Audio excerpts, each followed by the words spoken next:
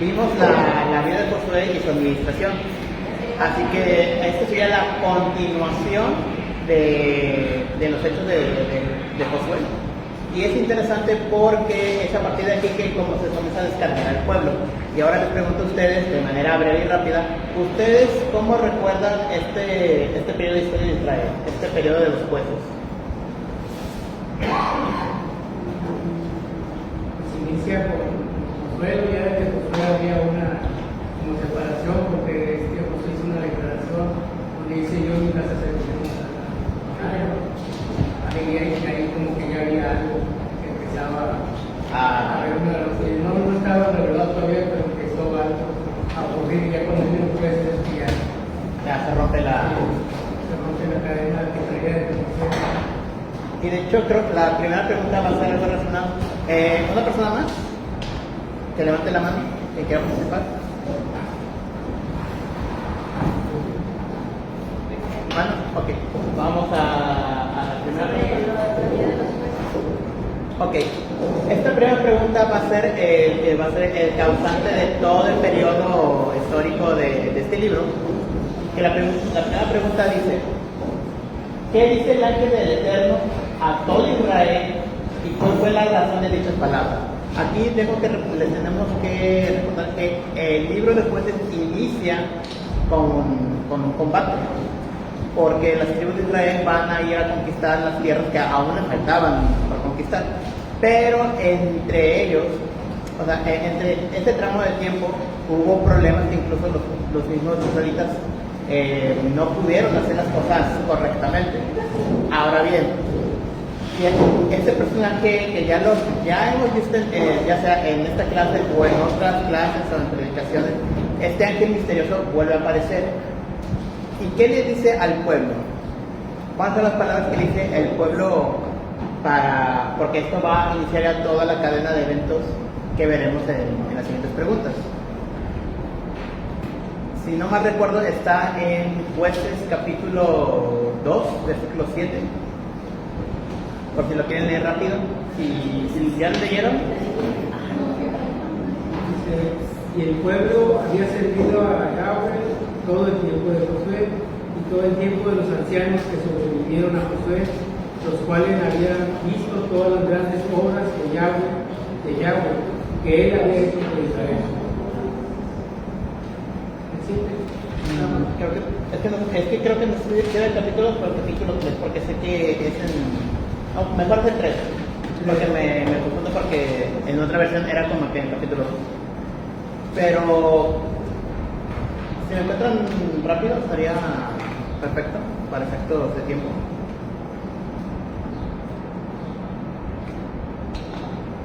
Con respecto a las naciones. Con respecto a sí, o sea, el ángel les dice, les lanza un castigo. Aquí dice: por tanto, yo también digo, no los echaré de delante de vosotros, creo que hablando de las naciones, no los echaré de delante de vosotros, sino que serán azotes para los costados y sus dioses os serán tropezadero. Cuando el ángel de Jehová, Yahweh, habló estas palabras a todos los hijos de Israel, el pueblo alzó su voz y lloró. ¿Esa? Sí, es esa.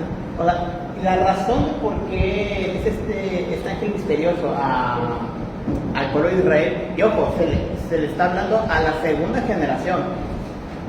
Se le dice a la segunda generación, se le dice esto porque ellos desobedecieron una regla o un mandamiento que el Eterno les ha comendado desde que Josué tomó el mando, que es: tomen las ciudades, destruyan todos los altares, y destruyan también a la gente porque son malvados, son idólatras.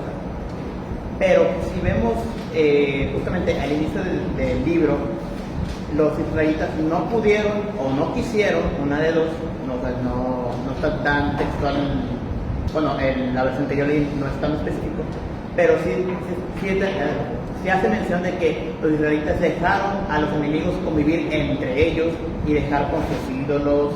Incluso con Josué pasó algo similar, pero aquí como que se puede entender porque a Josué lo engañaron y hubo el trato de no agresión. Y ahí el problema, pero la diferencia es que, bueno, te engañaron, tú no podías saberlo tan a ciencia cierta, pero Eso como que se puede como que omitir, que se puede, es un error menor, pero en este caso los israelitas no pudieron o no quisieron terminar el trabajo que aún les quedaba. Por ejemplo, los jebuseos que vivían en lo que sería próximamente Jerusalén siguen ahí, a pesar de que estaban rodeados de las 12 tribus. Entonces, ¿qué pasó? O sea, ¿por qué no terminaron el trabajo de expulsar a los jebuseos? ¿O por qué no conquistaron más allá de las tierras que pues, ellos ya habían sido repartidos? O sea, es por eso que este ángel misterioso, tan misterioso, porque creo que ya sabemos la identidad, hace este anuncio y este juicio hacia Israel. Y inmediatamente, cuando se da esta declaración, o sea, si seguimos el texto, sigue el siguiente, bueno, en muchas versiones tiene el subtítulo. O sea, el siguiente verso, inmediatamente de lo que dice el ángel, es la muerte de Josué. O sea, fallece Josué, fallece toda la generación de israelitas que combatieron junto con él, los ancianos, los jueces, o sea, los jueces de tribunales, todos, incluso los sacerdotes, todos fallecieron. Esa generación pasó y vino la tercera generación de Israel. Esta es la generación que nunca vio o nunca sintió lo que es vivir en carne propia por los combates.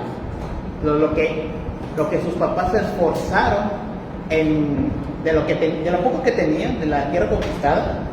O sea, ellos nunca lo sintieron o nunca se esforzaron, o nunca vieron el esfuerzo de sus padres en pelear por esas tierras. Y veremos más adelante todo lo que va a desencadenar. ¿Siguiente? Ahora sí. Esto ya sería en líneas generales de todos los jueces. Por eso les pedí que leyeran el libro de jueces, porque vamos a hablar en general de los jueces. ¿Qué áreas fueron los que administraron todos los jueces de Israel y cómo lo hicieron? Aquí son dos preguntas en una, pero les voy a responder primero. Las áreas que estamos viendo desde el principio de esta clase es el área física y el área espiritual. Ahora, ya una vez entendiendo esto, en el área física, ¿qué tenían que ver? Y en el área espiritual, ¿qué es lo que tienen que ver? Porque los jueces, cuando eran levantados por el Eterno, tenían dos tareas. ¿Cuáles fueron esas dos tareas?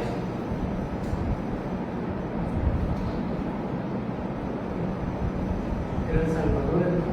Eran libertadores, como Moisés en su momento. ¿Alguien más? Que levante la mano.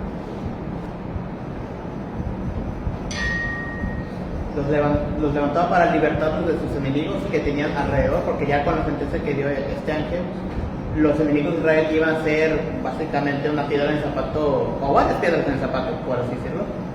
Pero también era algo importante que tenemos que ver en el lado espiritual, que vamos a ver constantemente. ¿Sí? Tenían que interpretar las leyes de la Torah y vigilar que se cumplieran. Porque ellos tenían la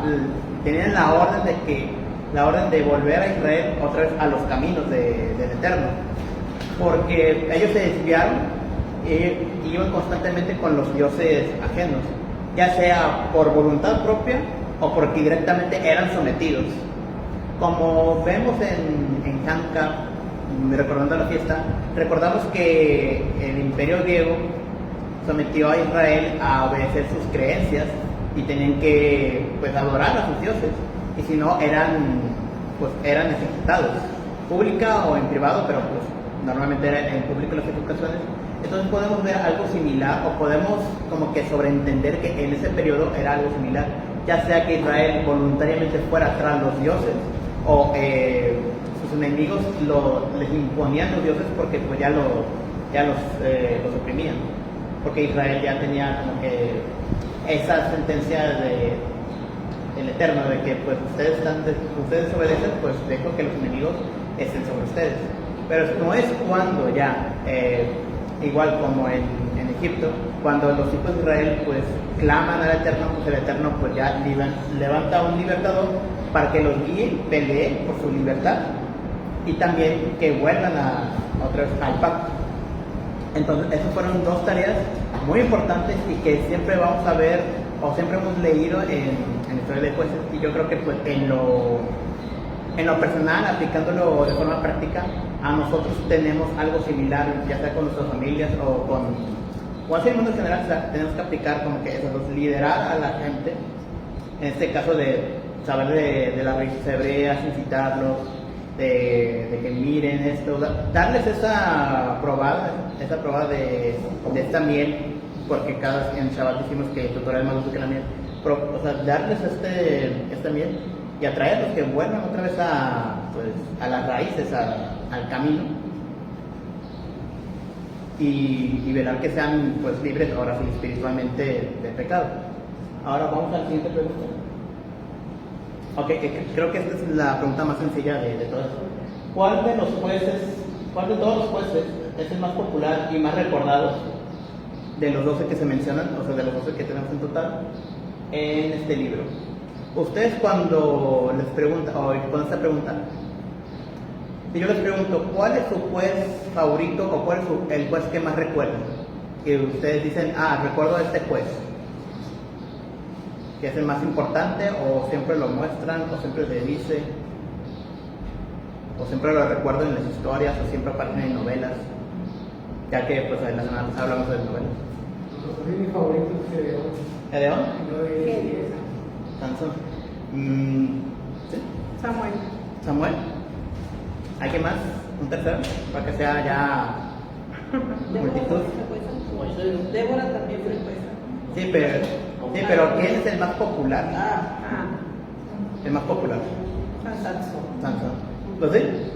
Pero ahora, bueno, yo les pregunto a ustedes, muy en lo personal, aparte de las cosas que ustedes dijeron que eran sus favoritos, ¿por qué creen ustedes que Sansón es popular? ¿O por qué la gente como que se ve más atraído a la historia de Sansón? Por la fuerza. Por su cabello largo, que no sabemos cómo era, pero porque es que es muy común, o por lo menos es demasiado común en el caso de Sansón, porque en su caso, alguien que es desde el nacimiento consagrado para el Eterno, porque él fue nazareo, o sea, el voto del nací. Pero cuando vemos la historia de Sansón era muy fácil de ir con mujeres, pero el problema no tanto las mujeres en sí mismos, sino con quiénes eran. Pues porque Sansón se casó o estuvo con mujeres filisteas, cosa que pues el pueblo está peleando o está constantemente peleando con ellos, tanto ideológica y religiosamente, y todavía tienes el descaro de decir, no, pues voy a tomar mujer de acá, o sea, recordando a Esaú, en ese sentido de que, o sea, no te cases con mujeres de acá porque te van a desviar. Y lo que hace Esaú, casi que inmediatamente después de que escuchan esto de Isaac y de Rebeca, pues se consigue 2 mujeres de Canaán. Luego todavía más tarde se consigue una tercera, también de esa zona. Entonces aquí podemos como que identificar a Sansón, porque es como que es algo como es más humano en el sentido de que pues cae más fácil en ese sentido. Pero también hay otras cosas que son recordados, pero por las hazañas que hicieron. Pero esto sería la siguiente pregunta que... Ahora sí, aquí vamos a descartar ciertos jueces con esta pregunta. ¿Quiénes fueron los jueces que destacaron por hacer, y aquí atención con esto, por hacer un buen trabajo? Aquí lo dejé en letra grande y subrayado la palabra buen trabajo. Un buen trabajo. De los 12 que tuvimos, los 12 que pudimos leer, ¿quién hizo un buen trabajo?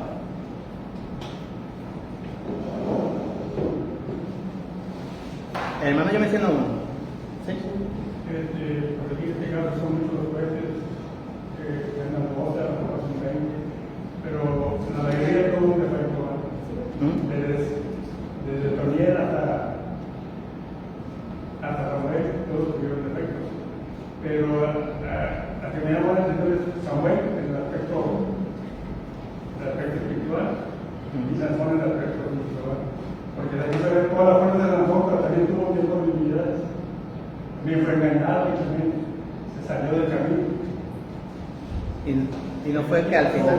¿Sí? En este caso, lo que hicieron es que cada uno hacía lo que bien le parecía, y cada vez que cambiaban de frente era porque el pueblo se salía de los primeros lugares.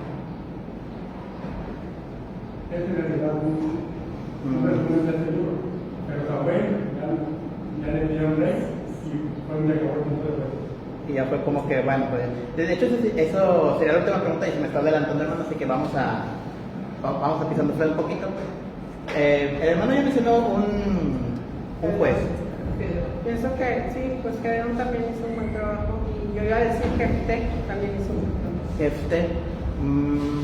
Bueno, aquí les voy a dar una pista. Hablando del buen trabajo, no todo su entorno Bueno, personal. ¿alguien tiene uno más? Está Ahora, Ao, Sangar, Otoniel. Bueno, están ahí. Ay, pero que sigue más. Es que ahora sí les voy a dar la respuesta porque son 3 jueces y les voy a decir por qué. Si es Otoniel, el primero, o sea, el primero de todos, Gedeón, y ya por último sería Débora. Pero ¿por qué? Si ustedes leyeron estos 3 jueces en particular, ellos vivieron mucho más tiempo gobernando Israel como jueces. Otoniel, aunque fue, o sea, en las escrituras a lo mucho tenemos como 5 renglones de él, o 5 versículos, pero él vivió 40 años siendo juez de Israel. Débora, con la crisis que se vivió y que de hecho Débora no debía tomar el cargo de juez porque ese era el encargo de su marido.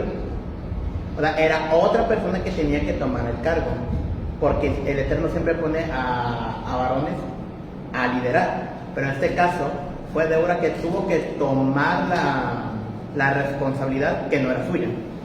Así que atención con eso, porque esto es mucho más. Ahora sí, Débora como personaje a seguir, como una figura a seguir, eleva más su estatus, en el sentido de que toma una responsabilidad que no es suya y lidera a Israel de los enemigos que lo oprimen y volver otra vez a la salud del Eterno. Y ya por último Gedeón, que también fue como que el poquito tiempo después de que Débora falleciera y le tocaba a él, también algo similar, Israel otra vez oprimido y el Eterno levanta a Gedeón. Pero aquí lo de Gedeón fue de que, aunque él pidió 3 veces que el Eterno se manifestara para él poder creer, el Eterno pues sabemos esta historia, ¿no? De que el Eterno pues también lo pone a prueba. Gedeón, hombre de guerra, llama a todos los hombres que puedan, o sea, entre más mejor. Pero el Eterno dice que no, vamos a comenzar a descartar a ciertos hombres. Si tienen miedo, directamente les preguntan, si tienen miedo, no peleen. Directamente, si tienen miedo, no peleen. Aquí no es de cobardes, tristemente, pero en las guerras es así. O sea, si un hombre tiene miedo, pues no tiene caso que vaya a pelear porque pues, el miedo te juega en contra. Así que, ahora sí como curarse en salud. Luego el tema del agua, de cómo beben el agua. Y un tercero, que bueno, ya no me acuerdo porque pues ya... lo estudié anoche, pero se me fue, me quedé a las 3 de la mañana estudiando y ahorita lo tuve que hacer rápido. Pero si ustedes se dan cuenta, de estos 3 jueces duraron mucho tiempo, y de ese tiempo Gedeón duró más o vivió más porque tuvo que resolver una guerra civil en el propio Israel. Pero esa sería otra pregunta. ¿Lo siguiente? Ahora, la quinta pregunta dice: ¿por qué los demás jueces no entraron en esta mención? Ahora, si nosotros vemos la vida de Otoniel, de Gedeón y de Débora, vemos una característica en común, que es que ellos no se apartaron de lo que el Eterno les había encomendado. O sea, la orden directa de liberar al pueblo y liderarlos que regresen otra vez a las sendas correctas. Pero los demás cosas no es así. Y esto es sencillo porque aquí volvemos con Sansón, el personaje más popular de estos jueces. ¿Cuántas veces el Eterno no le ha dicho, o el simple hecho de que su mero nacimiento era propicio, o él estaba destinado a libertar a Israel de los enemigos, en este caso los filisteos? ¿Y cuántas veces Sansón falló? porque él no fue directamente a la guerra, o si fue a la guerra, hubo una pausa, hubo una tregua. Se casó con mujeres filisteas, una mujer lo traicionó, le cortó el cabello, rompiendo el voto del Nazir, que no debía cortarse el cabello. Es llevado como esclavo, le arrancan los ojos a los filisteos, que pues también sería algo poético, porque si él se enamoró de mujeres filisteas por los ojos, entonces pues le quitaron los ojos. No sé cuál fue o cuál es la costumbre de esa época de quitarle los ojos al enemigo, pero esto se vería más en los reyes, el último rey de Judá antes de Babilonia. Y al final Sansón sí vuelve otros asuntos del Eterno porque él ruega que le dé la fuerza para destruir a los filisteos. Y la escritura es bien clara, o sea, Sansón mató más filisteos que en toda su vida en ese momento. Él falleció porque al final pues se le cayó todo el templo pagano encima. Pero todos los jueces de Israel, incluso los que son muy cortitos, tienen ese pequeño defecto. No fueron obedientes a rajatabla a lo que el Eterno le pedía. Porque creo que después de Otoniel sigue Ahora o acá, porque él se supone que tenía que ir a la corte del rey para asesinarlo, porque incluso él tiene una daga oculta en la pierna. Pero ¿qué ocurre? Porque sí lo leí, o sea, como que hablan, o sea, le entregan el tributo obligado, se regresa, o sea, ya se iba a ir.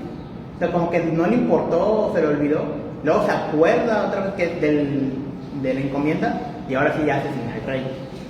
Cosa que es como que no estabas concentrado, no te importaba, o ¿cuál es la excusa? O sea, ¿cuál es la verdadera excusa de decir, o pensar de que, bueno, pues de aquí ya acabó? Me acordé de esto. Como que no, o sea, tu pueblo está siendo oprimido, básicamente les están robando el dinero y más cosas. Y a ti se te olvida toda esa rabia que tienen porque todo pueblo oprimido tiene como ese enojo de que pues, no puedo ser libre por mí mismo. Entonces, todo cae en eso. Nada más, ellos tres, Otoniel, Débora y Gedeón, son los que hicieron un buen trabajo, porque ellos nunca se desviaron de la palabra del Eterno, o de las órdenes del Eterno. Los demás sí se desviaron. Claro, al final sí cumplieron y hicieron un liderazgo, pero en rasgos generales, viendo todos los jueces, o sea, no hicieron un buen trabajo porque desobedecieron. Terminaron el trabajo, sí, pero no es un trabajo limpio, no es un trabajo que usted diga, ahora sí, es como los procesos de calidad. Cuando ya terminas el producto, supongamos, voy a utilizar el ejemplo del hermano que trabajaba en una fábrica de televisores. O sea, sacas todo el lote de televisores y los pruebas. Con uno que falla, todo para regreso.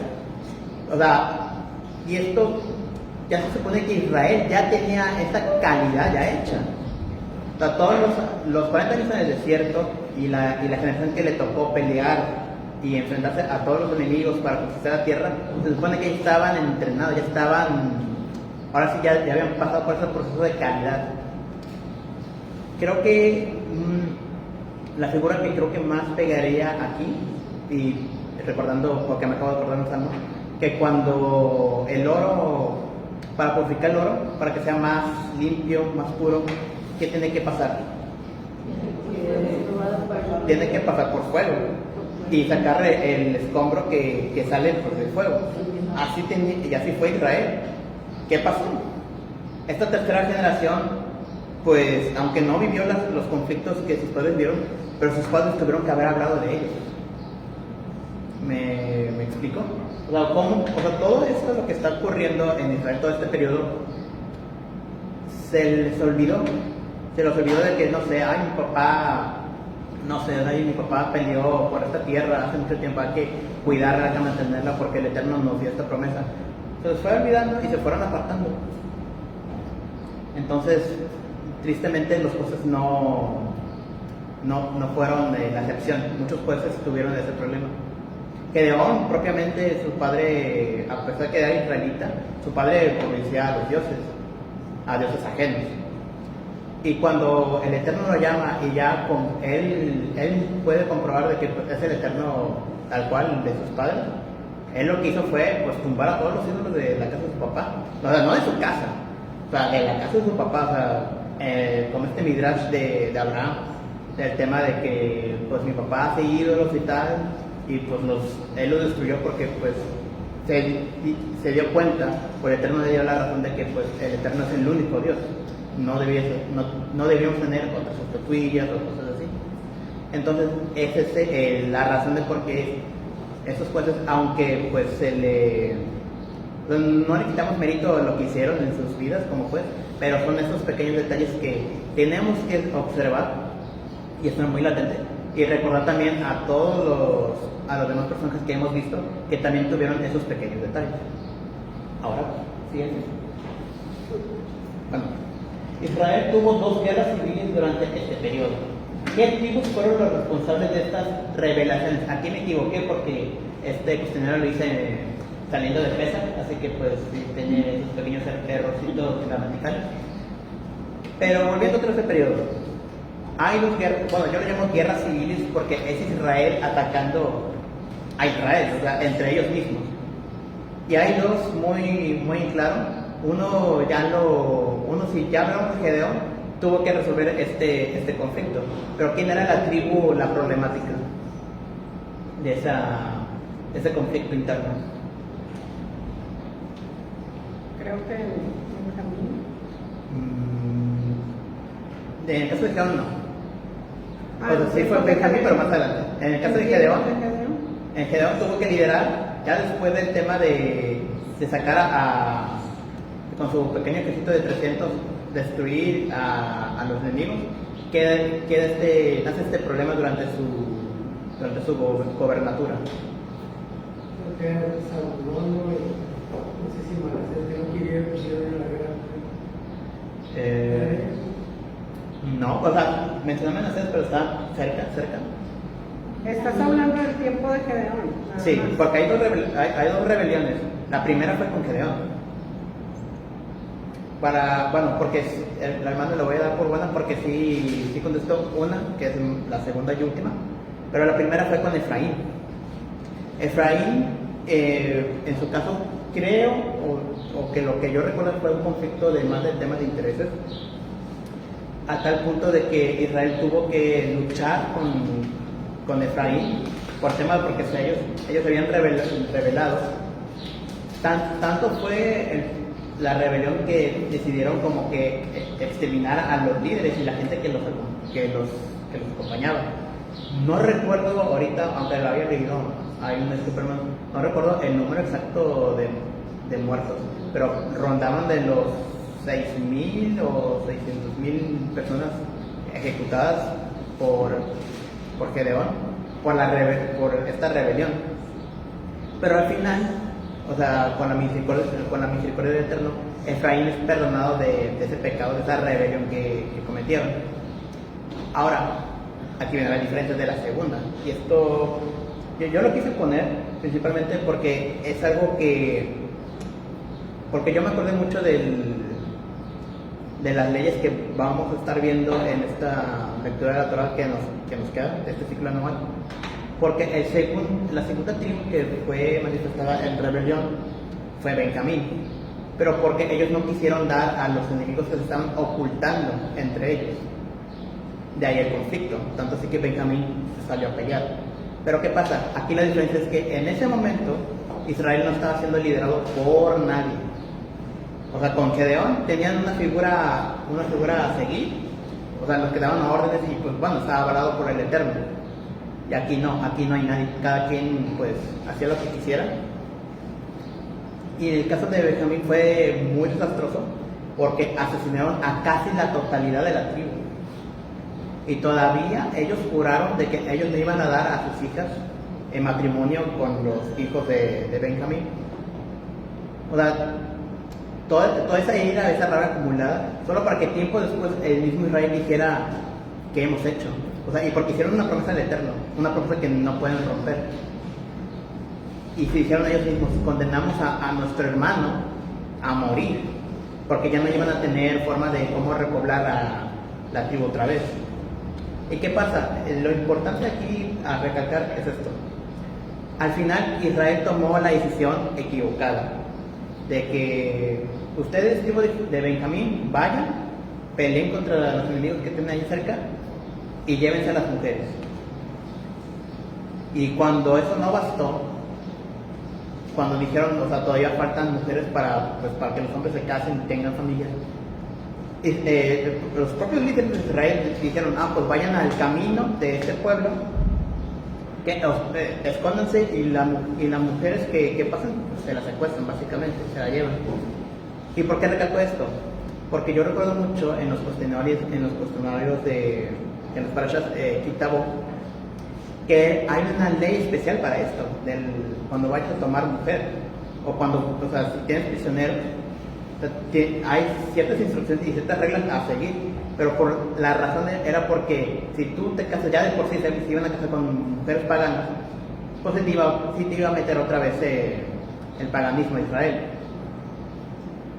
Y tristemente Israel hizo, no se hizo diferencia entre el resto de las naciones, porque también, y tristemente, tanto antes como ahora, pues muchos varones de ejércitos, incluso en los actuales, pues hacen y deshacen con la población civil y más con las mujeres.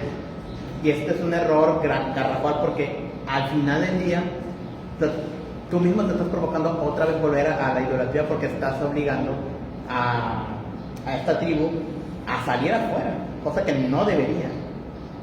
Entonces, yo lo puse aquí porque si bien no es tan importante el tema de visualización, pero sí es importante en general de como Israel, como nación, porque están olvidando otra vez el pacto, o sea, porque ya no tienen ningún líder. Creo que la siguiente pregunta tiene... ¿Vale? Bueno, aquí sí. Porque justamente terminando el libro, esta última rebelión, y les hago esta pregunta: ¿cómo termina el libro de Jueces? ¿Cómo termina el libro de los Jueces? ¿Y cuál es el libro que sigue a este? Y le puse el canon cristiano porque, bueno, yo supongo que con la Biblia que todos tenemos ese canon, de que terminando Jueces sigue otro libro. Pero antes de iniciar ese libro, ¿qué es lo que dice la Torah? ¿Cuál es la última frase que dice la Torah, en las Escrituras, respecto a ese tema de los jueces? Ya terminando toda esa problemática con mi camino.